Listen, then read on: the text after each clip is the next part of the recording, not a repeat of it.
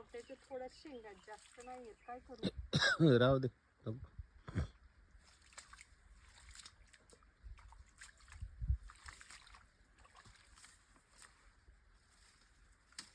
माणसं आठवड्याचा बाजार करायला बाजारात जातात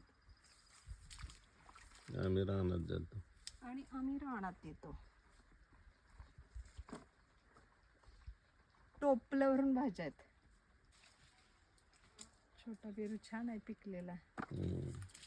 इतक्या भाज्या माझ्या शेतात असताना, इतकी फळं माझ्या शेतात असताना एक शहाणे महाशय मला कमेंट करतात, दुसऱ्याच्या शेतातून तुम्ही आणता, तेव्हा अरे दादा, माझ्यातच उतू चाललंय.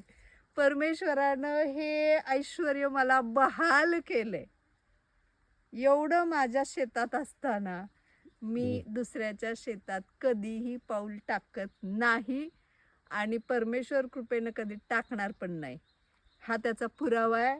हा सगळा त्याचा पुरावा आहे. काय माणसं बोलतील भरोसा राहिला नाही. जाऊ दे, सिरियस घेऊ नका.